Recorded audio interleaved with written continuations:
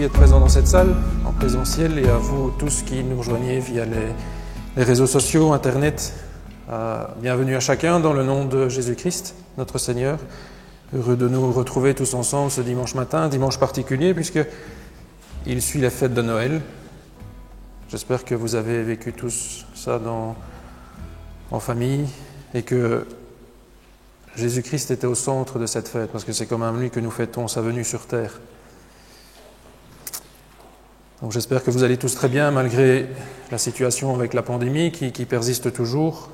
Vous allez bien physiquement, spirituellement, et heureux de vous retrouver aussi pour partager ce culte ensemble avec vous, pour apporter la louange à notre Dieu et recevoir aussi son instruction via sa parole par son serviteur ici qui se lève pour annoncer sa parole, et pour tous ses serviteurs qui se lèvent à travers le monde aussi pour annoncer sa parole.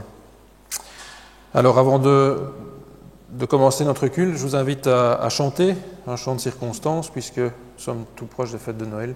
Nous allons chanter « Voici Noël ».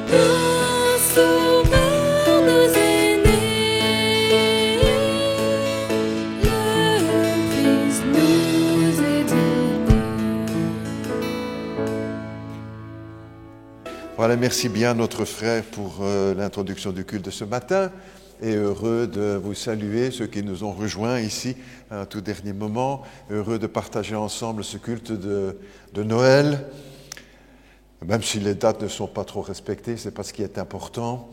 Ce qui est important, c'est que le Christ soit au centre de la fête, quoi que nous fassions. Même si nous avons fait une fête, un repas, etc., c'est pour aussi célébrer le Seigneur et nous réjouir en famille du Sauveur qui nous a été donné.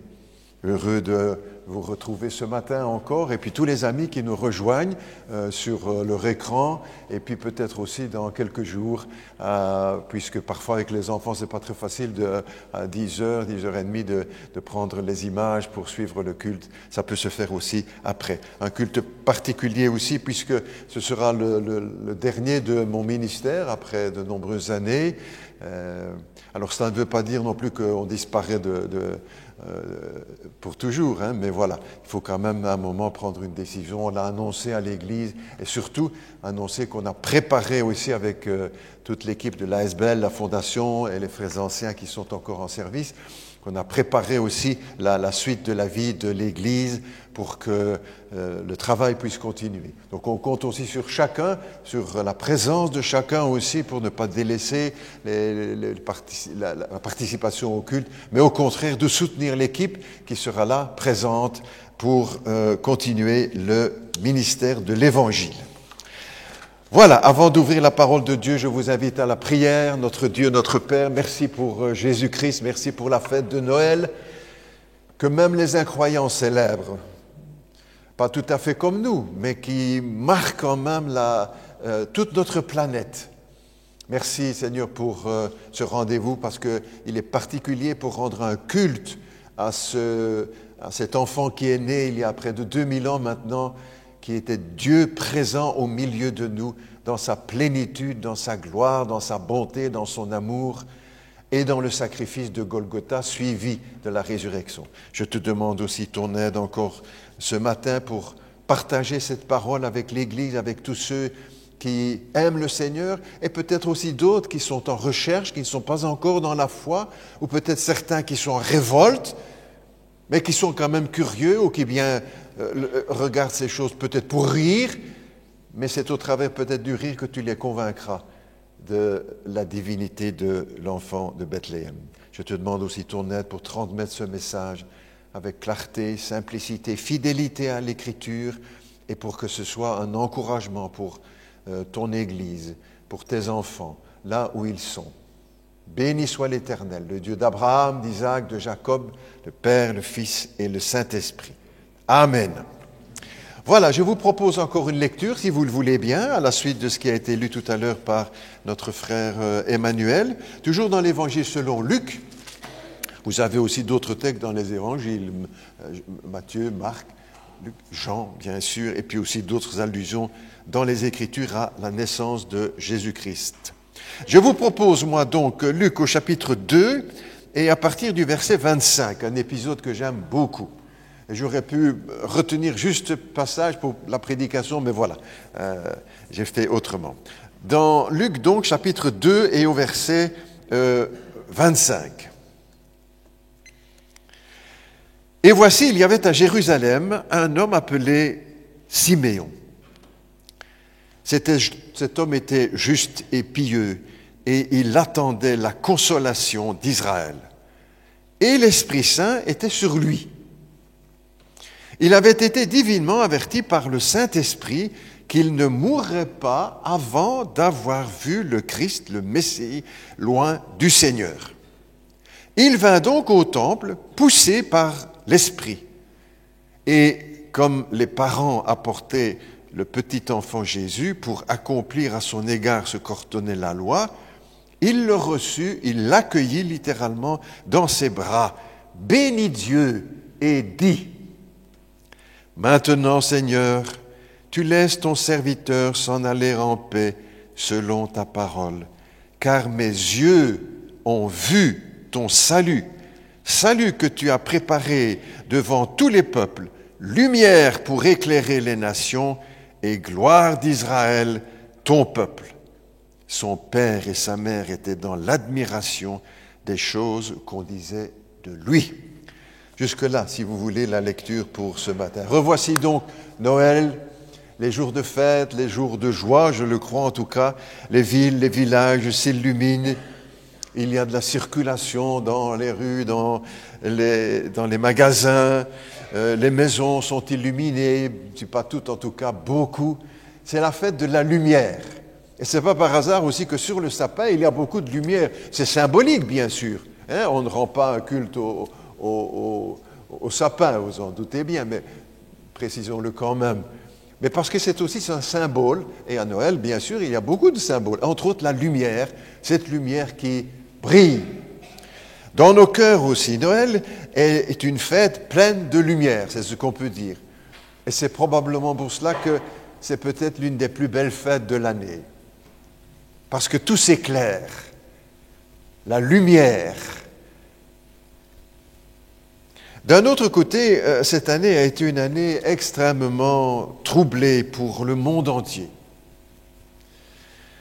On pourrait dire ça de chaque année d'ailleurs, hein, mais quand même il y a des années qui sont marquées davantage par certaines peines, certaines difficultés. Cette année en fait partie. La menace nucléaire de l'Iran sur Israël, la Corée du Nord qui veut absolument la bombe atomique, la sécurité des centrales nucléaires qui est un peu en danger dans nos pays, le terrorisme qui s'implante par-ci, par-là, dans tous les pays occidentaux, les problèmes du chômage, la crise des migrants, la crise dans tous les secteurs de notre vie, où les gouvernements qui s'affolent, pas seulement dans notre pays, mais dans beaucoup de pays, et l'Europe qui est au bord toujours de l'éclatement.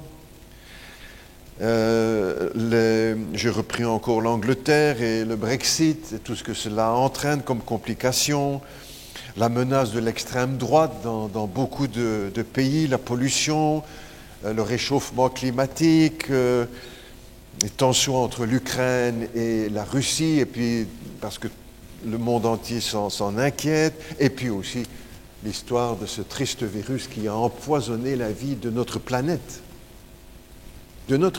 entière.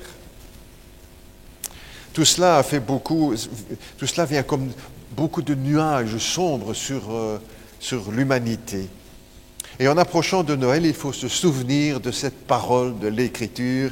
Le peuple qui marchait dans les ténèbres a vu une lumière. C'est la lumière de Noël, la venue de notre Seigneur. Et c'est le prophète Ésaïe qui, 700 ans avant la venue du Messie, prononçait ces paroles remplies et conduites par le Saint-Esprit. Depuis toujours, n'est-ce pas, l'homme cherche à organiser sa vie sans Dieu. Ce n'est pas nouveau. Nous le vivons d'une façon aussi particulière, bien sûr. Une vie sans Dieu, une vie sans tenir compte de la loi de Dieu ou de ses commandements. L'homme cherche en quelque sorte à exclure Dieu de sa vie, du monde. On parle de la déchristianisation de l'Occident, n'est-ce pas? C'est des mots qu'on trouve récemment, et puis d'une christianophobie. La peur du christianisme. Le culte de l'homme remporte de plus en plus de succès, et cet humanisme, une religion qui ne porte pas ce nom-là, mais une religion puissante, sournoise, qui grandit en popularité un peu partout. Un humanisme qui flatte bien sûr l'égoïsme de l'homme qui s'est fait tout seul et qui se développe avec majesté. Et puis aussi encore autour de tout ça, bien sûr, on tente de faire croire que l'homme est devenu meilleur, qu'il s'améliore, et puis à côté de cela, tous les scandales qui éclaboussent l'actualité en Belgique et dans le monde, et les tristes et malheureux réseaux sociaux qui crachent sa haine dans le monde, tous azimuts. Avec aussi, à la suite de tout cela, de nombreux suicides. Oui, la Bible parle d'un peuple qui marche dans les ténèbres. C'est le cas, on est encore là aujourd'hui, mais qui a vu une grande lumière. Alors ça, c'est le message de Noël, bien sûr. Il parle surtout, le prophète, et la parole de Dieu, bien sûr, de la lumière qui est venue. Et l'apôtre Jean reprend ce thème de la lumière. Il va ouvrir son évangile, l'évangile selon Jean, on a lu cela la semaine dernière. Cette lumière était la véritable lumière qui, en venant dans le monde, éclaire tout homme. Elle était dans le monde et le monde a été fait par elle.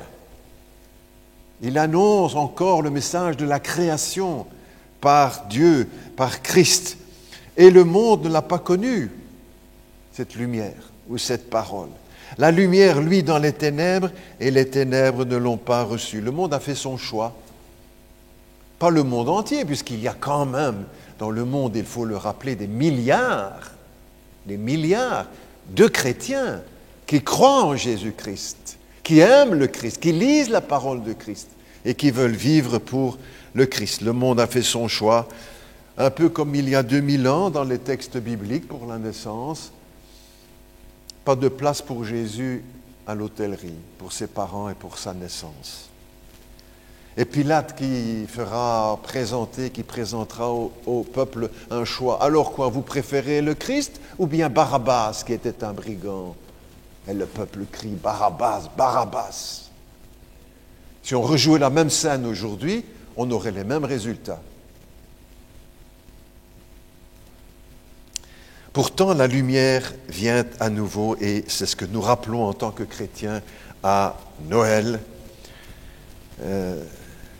C'est comme si Dieu nous redisait encore régulièrement, « Mon Fils est venu jusqu'à vous, aujourd'hui encore, venez à mon Fils, quittez les ténèbres, tournez-vous vers la lumière et soyez sauvés. » C'est comme si Dieu nous disait aussi encore à Noël, détournez vos yeux, détournons nos yeux de l'or et de l'argent, du mal et du péché, de la violence, détournons nos yeux de l'immoralité, détournons nos yeux de nos écrans ou de nos petits écrans qui nous pompent des heures de vie sans peut-être rien nous apporter. Quittons les ténèbres, comme Dieu pourrait le dire, et venez à celui qui a dit, je suis la lumière du monde, celui qui me suit ne marchera pas dans les ténèbres, mais il aura la lumière de la Bible.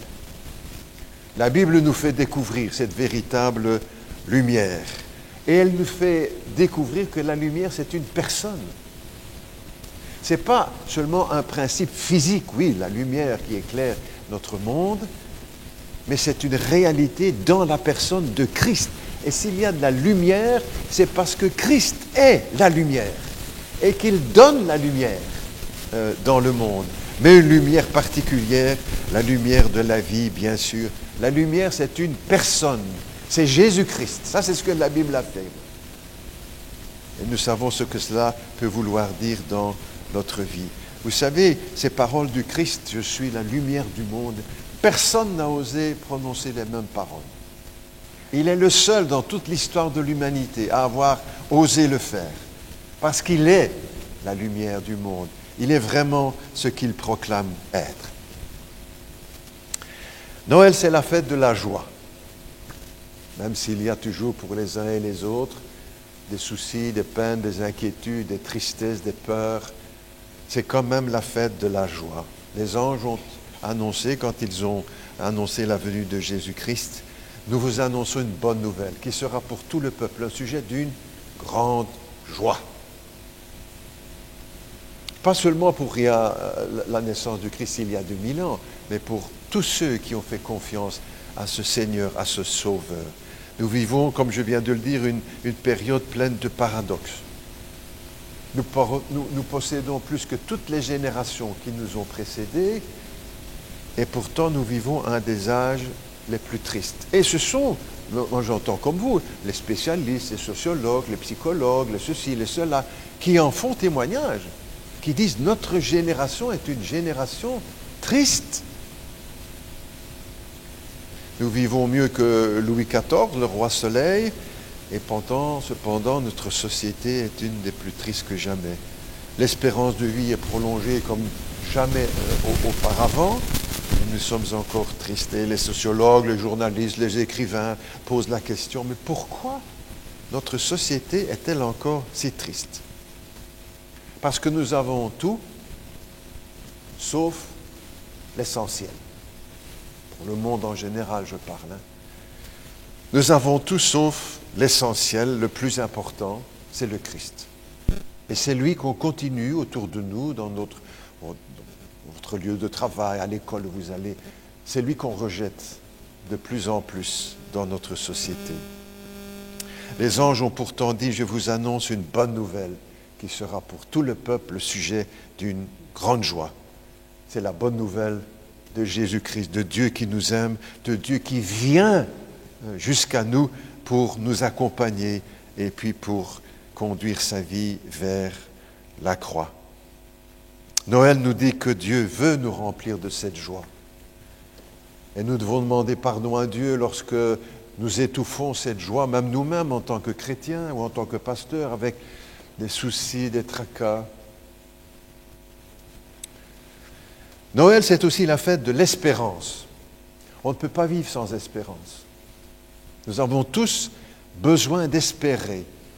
Et ceux qui sont autour de nous, pas seulement nous en tant que chrétiens, on ne peut pas vivre sans espérance. Et là où il n'y a plus d'espérance, de lumière, il n'y a plus de vie. Tant de personnes parmi les jeunes ou les moins jeunes se suicident, ils n'ont plus aucune espérance. On se souvient de cette jeune coiffeuse là de Liège, 24 ans, qui se suicide. Et pas seulement elle, mais d'autres cas, mais nous n'allons pas allonger la liste. Ils ont perdu l'espérance. L'espérance est morte. Il est vrai qu'en regardant l'avenir, des couleurs bien sombres sont en train de s'amonceler devant nous. C'est pourquoi Jésus a dit « Je suis la lumière du monde ». Et cette lumière est une bonne nouvelle. La bonne nouvelle qu'il vous est né un sauveur. C'est Jésus qui nous dit « Je suis descendu du ciel ». Voilà l'espérance éternelle pour tous les chrétiens. Noël nous rappelle que nous devons ouvrir les yeux sur cet enfant de Bethléem. Nous l'avons fait, nous le faisons certainement en tant que chrétiens, mais combien autour de nous qui pourtant ont fait la fête, sans reproche, sans penser une seule seconde à Jésus, au Sauveur, au Christ. Il est la preuve que tout ne va pas terminer dans un chaos et dans un bain de sang planétaire, mais qu'il y a cette espérance de l'amour de Dieu et de son intervention. C'est le grand savant, peut-être l'un des plus grands, si on peut mesurer cela, un des plus grands savants, Albert Einstein, qui a dit ceci: si le Dieu des chrétiens n'intervient pas, je ne vois aucun espoir pour notre monde. Et nous savons qu'il interviendra.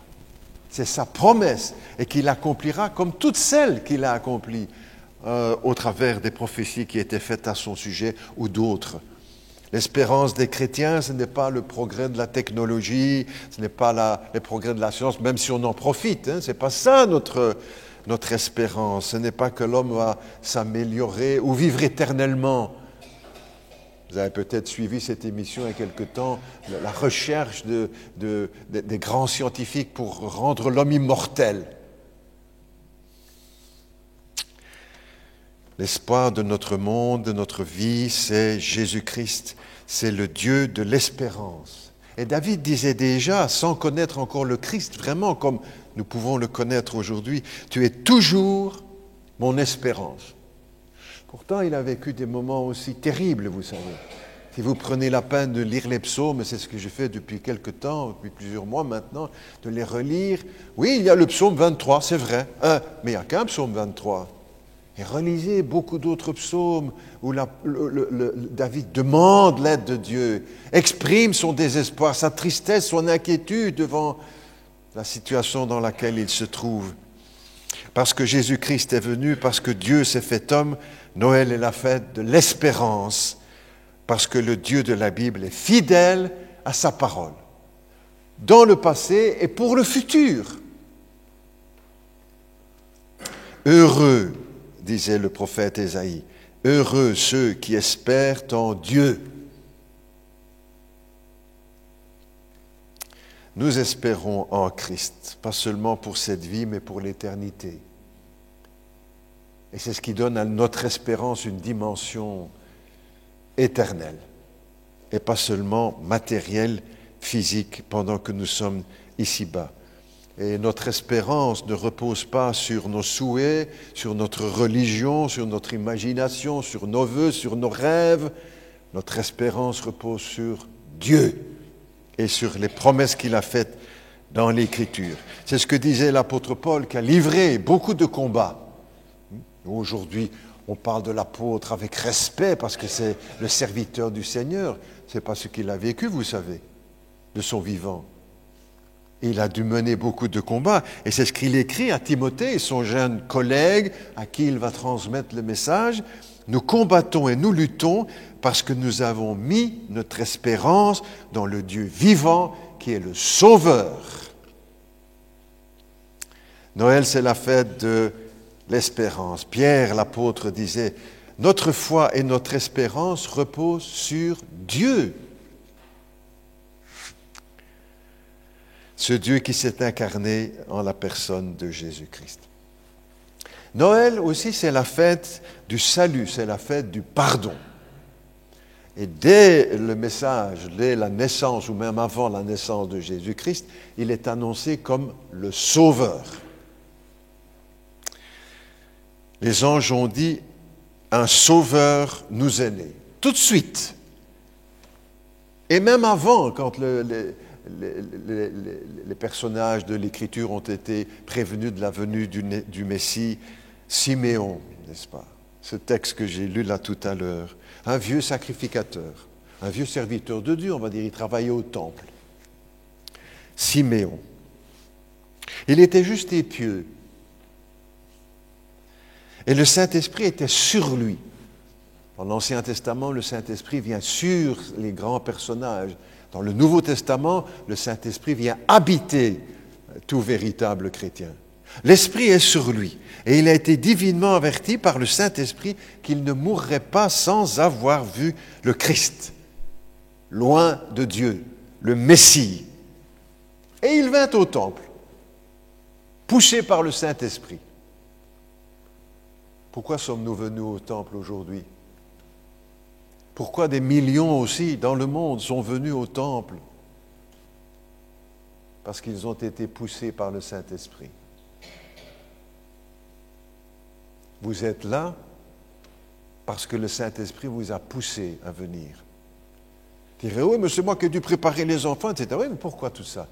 C'est l'Esprit de Dieu qui nous pousse pour venir le rencontrer. Là, c'était la rencontre avec le Seigneur. Et au moment où les parents de Jésus viennent le présenter au temple, et pour obéir à la loi, pour faire circoncire l'enfant, Jésus a été circoncis comme la tradition juive l'enseignait, le Seigneur l'avait enseigné à son peuple.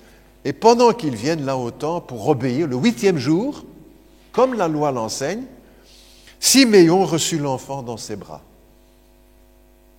Il est à la fin de sa vie. Il est vieux, c'est ce que le texte nous dit.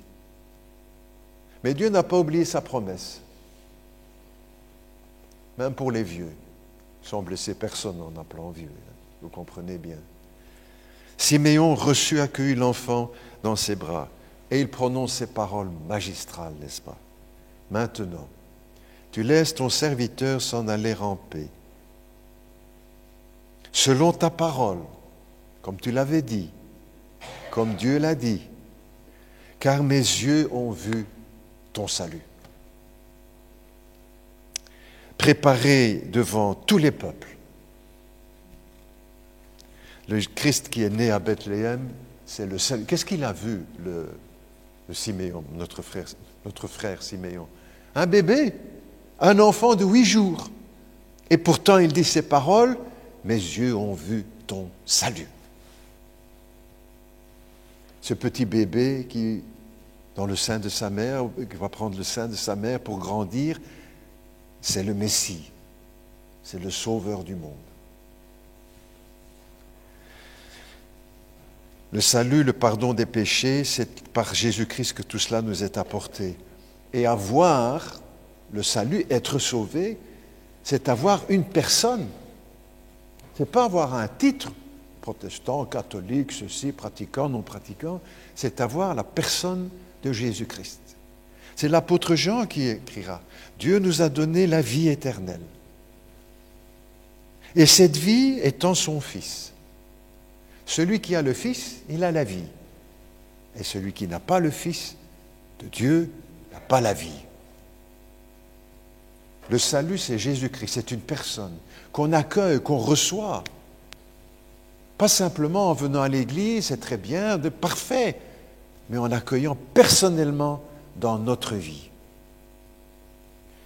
Et ce matin, est-ce que c'est ce que nous avons fait pour nous, pour nous qui sommes présents ici, et pour ceux qui suivront ce culte sur l'écran, est-ce que nous sommes certains d'avoir un jour accueilli Jésus dans notre vie? Pas seulement dire, ben oui, j'ai été baptisé, ben oui, j'aime bien les cantiques, ben oui, j'aime bien ceci, ou je fais cela dans l'église. Très bien. Est-ce que nous sommes certains d'avoir accueilli le Sauveur dans notre vie? C'est cela la bonne nouvelle de l'Évangile. Ce n'est pas seulement des déclarations, c'est un accueil. Nous prenons ce texte de l'Écriture, voici je me tiens à la porte et je frappe. C'est Jésus qui parle. La porte de quoi? De notre cœur. Si quelqu'un entend ma voix et ouvre, j'entrerai. Est-ce qu'un jour vous avez ouvert votre vie, votre cœur à Jésus-Christ? Est-ce qu'un jour vous avez demandé pardon pour vos péchés? Est-ce que nous sommes certains de cela? Vous direz, pasteur, il n'y a pas besoin d'insister tout ça dans les églises, on connaît. Eh bien, on ne connaît pas alors si bien que ça. Même dans l'église. Hier, je parlais avec un membre de ma famille qui disait, vous savez, tu sais, on se tutoie, bien sûr. Ce qui manque dans nos églises, c'est qu'on ne prêche plus l'évangile. Il faut prêcher l'évangile et il faut appeler au salut. Et pas seulement prêcher l'évangile, mais prêcher aussi la sanctification et appeler à prendre une décision. Ce n'est pas seulement recevoir, dire, bah oui, c'est vrai, c'est juste, je suis d'accord, je décide. Mes yeux ont vu ton salut. Le salut, c'est Christ. Et il faut un jour prendre cette décision de l'accueillir dans notre vie. Celui qui a le Fils a la vie, celui qui n'a pas le Fils de Dieu n'a pas la vie. C'est la grande question de savoir, pour finir, si nous avons le Christ. Je reviens à ça à la fin de notre prédication, de ma prédication. La fête de Noël, c'est aussi la fête de la consolation. Nous avons besoin de consolation, nous le savons tous, n'est-ce pas? Parce que les choses parfois sont tristes dans la vie, même pour les chrétiens. Et c'est un faux évangile si on vous prêche que tout va aller bien et qu'il n'y aura plus de problèmes, il n'y aura plus de maladies, vos enfants vont bien étudier, vont être... Non. Non. Il y a des bénédictions, il y a des grâces, mais il y a aussi des luttes et des déceptions. Luther a été aidé par beaucoup de théologiens. Certains l'ont lâché à certains moments, il a dû... Voilà. Et un de ces théologiens qui a travaillé avec Luther s'appelait Philippe Melanchthon. C'était un spécialiste, un homme très précis. Luther était un homme de combat. Melanchthon était un homme de terrain. Et un jour, un savant théologien envoie un de ses serviteurs vers Philippe Melanchthon, qui était l'ami de Luther, et qui lui pose cette question: pourquoi le jour de Noël continue-t-on de chanter « Aujourd'hui, le Sauveur nous est né », puisque cette naissance a eu lieu il y a plusieurs siècles? Et Melanchthon, l'ami de Luther, théologien, lui répond ceci: demande à ton maître s'il n'a pas besoin de consolation aujourd'hui. Oui. Et le Noël, ce n'est pas seulement le 25 décembre ou le 26, c'est tous les jours que nous avons besoin de cette présence du Seigneur dans notre cœur, de cette consolation. Noël, c'est la fête de la consolation. Quelle belle fête que cette fête de Noël, une fête que Dieu a voulu pour les hommes. Les hommes ont les yeux tournés vers d'autres planètes. Vous avez entendu ici que hier ou avant-hier a été envoyé encore dans le ciel un télescope, le plus précis encore que Hubble, et qu'on va savoir encore mieux ce qui se passe là-bas dans le fin fond de l'univers. Pour pouvoir expliquer l'origine de notre planète. Très bien, sur le plan scientifique, c'est éblouissant. Mais qu'est-ce que ça va apporter? D'abord, qu'est-ce que ça a coûté? Des milliards. Des milliards et des milliards. Quand on est allé sur la Lune, n'est-ce pas, qu'est-ce que ça a changé en notre vie? Dites-moi. Qu'est-ce que ça a changé en notre vie? Ils sont revenus avec des cailloux, c'était une performance, je n'enlève rien, hein, extraordinaire pour réaliser cela. Mais qu'est-ce que ça a apporté à notre vie? Qu'est-ce que ça a changé? Qu'est-ce qu'on connaît de mieux? Qu'est-ce qui a changé notre quotidien? Et quand on aura été là-bas encore plus loin, et encore on parle d'aller sur Mars. Maintenant, ils avaient dit 7 jours pour y aller sans retour. Pardon, 7 jours. Cette année, maintenant on ne parle plus que de 3 années. Et comment les gens vont vivre là-dedans? Quand ils vont 3 semaines, 1 mois dans l'espace, là, ils reviennent, ils sont complètement démolis. Et on les accueille, on les répare. Qu'est-ce qu'ils vont faire quand ils vont arriver? 3 années. Alors on parlait des systèmes qui sont proposés aujourd'hui, on va les glacer, comme Hibernatus, là. On va les congeler pour qu'ils fassent le voyage. la folie. Et qu'est-ce que ça changera quand on aura été sur Mars? Les hommes portent leurs yeux par là et Dieu porte lui ses yeux sur notre planète, sur cette terre, là où nous marchons. Et c'est là qu'il a envoyé son Fils pour nous et pour notre salut. Dieu a les yeux tournés vers la terre, vers les hommes, femmes, enfants, jeunes, la vie qui est ici sur la terre. Les anges ont annoncé aussi, je termine, que ça doit être une journée, un jour de paix, d'être sans crainte. Soyez sans crainte, n'ayez pas peur. Et souvent, on voit dans la Bible, quand Dieu intervient, les gens ont peur. Même des hommes, comme certains personnages de l'Écriture, ils ont peur. Ici, le Seigneur nous dit, soyez sans crainte. Vous avez des craintes? Moi aussi. Tout le monde. On pourrait passer le reste de la journée à écouter chacun dire, voilà, ça, ce sont mes craintes. Même des choses parfois qu'on ne confie à personne, mais qui sont là dans notre cœur. Et chacun sait ce que je veux dire. Sans le savoir, je le devine. La parole de Dieu nous dit à Noël, soyez sans crainte. Et si nous n'y arrivons pas parce que nous manquons de foi, nous pouvons demander, Seigneur, augmente ma foi, que je n'ai plus ces craintes dans mon cœur, que je puisse les déposer au pied de l'enfant de Noël, au pied du Christ crucifié, auprès du Christ ressuscité, auprès du Christ en tout cas. Soyons sans crainte. Les jeunes pour leur avenir, les aînés aussi pour leur avenir, les jeunes célibataires pour leur mariage, les jeunes mariés pour ce qui va venir après. Soyons sans crainte. D'autres qui cherchent du travail. 1000 choses. Soyons sans crainte. Le monde est agité, n'est-ce pas? Il faut le reconnaître. Et que ça a une influence sur chacun de nous. Il faut le reconnaître. La terre vit, presque on pourrait dire, des convulsions. Ésaïe disait, la terre tremble comme une cabane, dans un champ. Pourtant, Noël, nous relisons, soyez sans crainte, il vous est né un sauveur. C'est la bonne nouvelle de l'Évangile. Que Dieu réjouisse notre cœur, console notre cœur, nous encourage les uns et les autres. Et que nous puissions avancer, les regards sur la lumière, qu'elle remplisse notre vie, notre journée, nos familles, nos maisons, nos nuits, chaque moment, cette lumière de Noël. Il vous est né un sauveur qui est le Christ, le Seigneur. Et voici à quel signe vous le reconnaîtrez. Vous trouverez un enfant.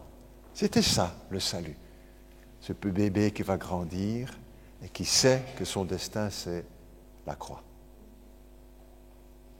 Peut-être encore en rappelant cette question que j'ai évoquée tout à l'heure, sommes-nous certains que nous avons accueilli le Christ? Alors on a fait une belle fête de Noël, très bien, mais est-ce que nous avons accueilli le Christ dans notre vie? Et les amis qui nous regardent aussi, qui nous suivent sur leur écran, peut-être aussi, certainement pour vous aussi, la question, avez-vous un jour accueilli le Christ dans votre vie, reconnu votre péché, vécu la repentance, reconnaître vos fautes, nos fautes, et accueillir le Seigneur dans votre cœur? Il se tient à la porte, comme à la porte de l'hôtellerie. En tout cas, ses parents, on frappe. Non, il n'y a pas de place. Est-ce que nous allons aujourd'hui encore, si ce n'est pas fait, refermer la porte? Pas de place dans l'hôtellerie, pas de place dans mon cœur. Si c'est fait, tant mieux. Tant mieux. Et que nous vivions de cela les uns et les autres dans les jours qui viennent. Nous prions ensemble. Notre Dieu, notre Père, nous te remercions pour ces jours bien particuliers où nous rappelons la naissance de Jésus-Christ, la venue de Dieu sur cette terre, l'incarnation. Seigneur, nous croyons que cet enfant qui est né là à Bethléem il y a 2000 ans, c'est le Fils de Dieu, c'est Dieu le Fils, c'est le Sauveur du monde, c'est le Seigneur. C'est lui qui est l'espoir et l'espérance. La seule. Seigneur, qu'elle remplisse notre cœur, qu'elle remplisse mon cœur. Nous prions aussi, Père Céleste, pour que nous puissions vivre encore, pas ce jour, mais aussi cette année, les jours qui viennent, sans crainte. Rassure nos cœurs, Seigneur. Tu sais combien nous sommes faibles et fragiles. Augmente notre foi, comme les apôtres l'ont demandé. Ou comme cet homme qui vient pour la guérison de son enfant. Je crois, Seigneur. Mais oui, je crois, mais viens au secours de mon incrédulité. Que nous soyons sans crainte dans les jours qui viennent, nous rappelant ce message de Dieu, de Noël. Nous prions aussi, Père Céleste, pour ceux et celles ou celui qui n'est pas encore venu à Jésus-Christ. Oui, qui est d'accord avec l'Évangile, qui croit à la création, qui croit au Dieu Tout-Puissant, qui croit à la mort de Jésus, mais qu'il n'a jamais accueilli dans sa vie. Alors que c'est cela, la vie éternelle. Celui qui a le Fils, il a la vie. Celui qui n'a pas le Fils de Dieu, il n'a pas la vie. Il n'a pas la vie de Dieu, il n'a pas la vie éternelle. Même s'il est le meilleur catholique de son village, même s'il est le meilleur protestant de la planète. S'il n'y a pas Christ en lui, il n'a pas la vie éternelle. Peut-être que c'est ce jour qu'il faut dire. Et si c'est le cas pour vous, vous pouvez le dire intérieurement dans votre cœur. Mon Dieu, je m'approche de toi aujourd'hui, à petits pas, timidement, mais je viens. Je te demande pardon pour mes péchés. Je sais ce que j'ai fait. Je sais ce qu'il y a dans ma vie, dans mes pensées, dans mes yeux, dans mon cœur. Pardonne-moi, Seigneur. Je regrette, je me repens, je reconnais. Je te demande pardon. Dis ces choses-là. Je veux aujourd'hui accueillir le Seigneur dans ma vie, par la foi, parce que j'ai entendu sa voix dans mon cœur, dans mon âme. Et je viens aujourd'hui. Il frappe à ma porte. Et en ce jour, cette période de Noël, je dis oui. J'ouvre la porte de mon hôtellerie. J'ouvre la porte de mon cœur à Jésus-Christ.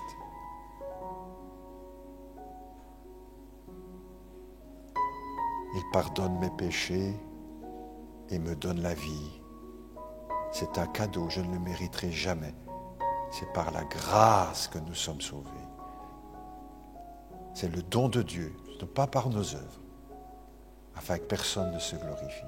Seigneur, qu'aujourd'hui, au travers de ce culte ou bien d'autres encore dans le monde, plusieurs puissent venir à Jésus-Christ et accueillir dans leur vie Jésus-Christ. Et ajouter à partir de ce jour,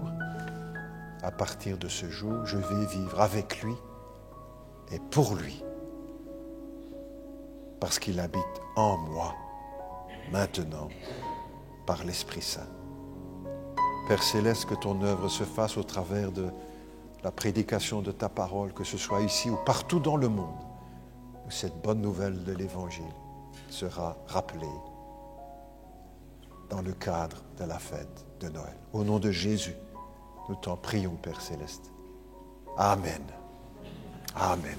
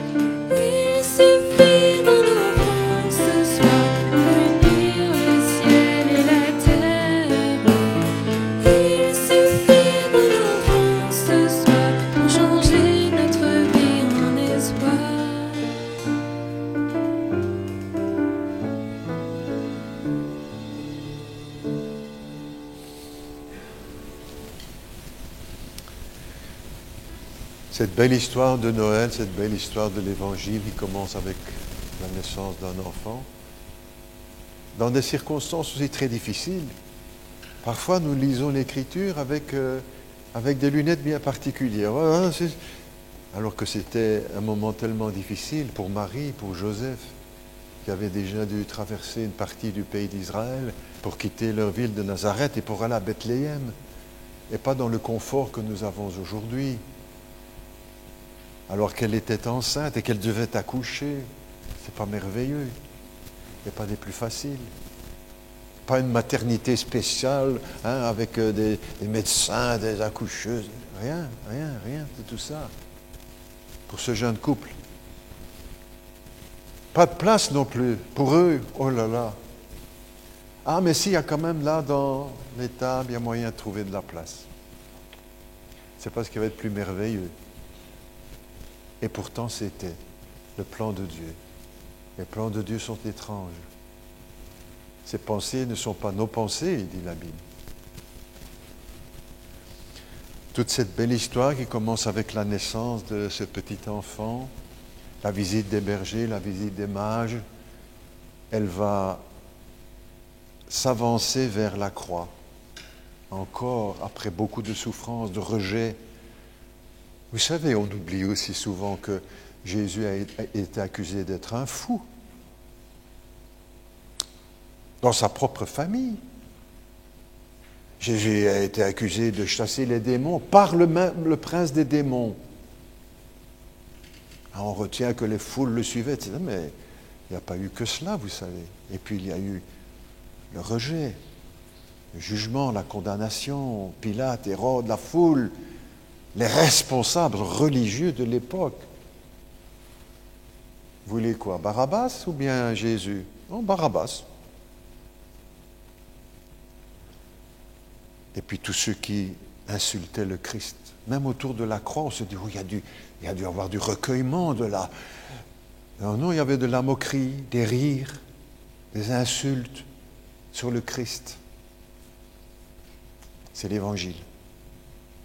C'est le Dieu qui s'humilie et qui vient souffrir et qui donne sa vie pour nous. Le pain que nous partageons, le vin que nous buvons nous rappelle ce sacrifice. Le pain nous rappelle le corps de Jésus, que Dieu s'est fait homme et que cet homme qu'on crucifiait, c'était le Fils de Dieu, c'était Dieu le Fils. Le vin nous rappelle le sang qui a coulé. Il ne nous a pas sauvés seulement avec quelques prières, avec quelques miracles. Non, avec sa mort, avec le sang. Et tout le Nouveau Testament rappelle le sang de Jésus-Christ qui nous purifie de tout péché et nous lave de toute iniquité. Eh bien, ce matin aussi, nous rassemblons cet évangile pour participer au pain et au vin. Et avant de le faire, je vous propose un moment de recueillement. Prenons-le vraiment. Pas comme une habitude, pas comme un moment où... mais vraiment où nous sommes devant le Seigneur, Jésus-Christ. Nous serons tous un jour devant lui, n'est-ce pas? Croyants ou incroyants. Nous sommes maintenant en esprit devant lui, devant la croix, devant ses souffrances, devant le sang qui coule.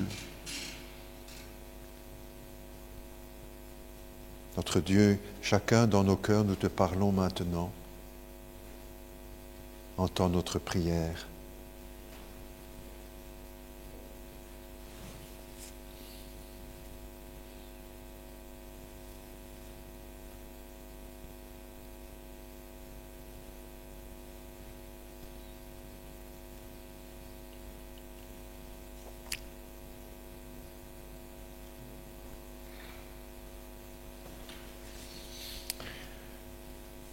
Notre Dieu, notre Père, nous avons chanté Noël, nous avons célébré Noël aussi hier dans nos familles en partageant un repas, en priant le Seigneur.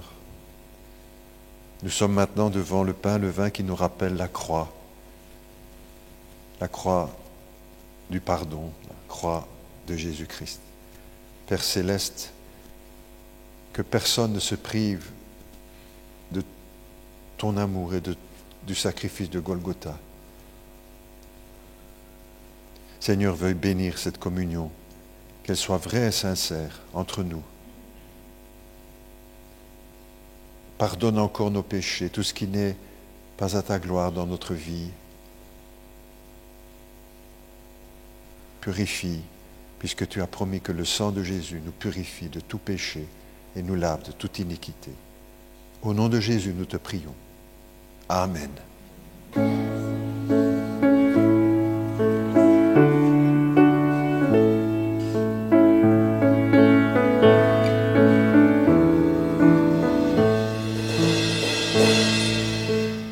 Minuit chrétien, c'est l'heure solennelle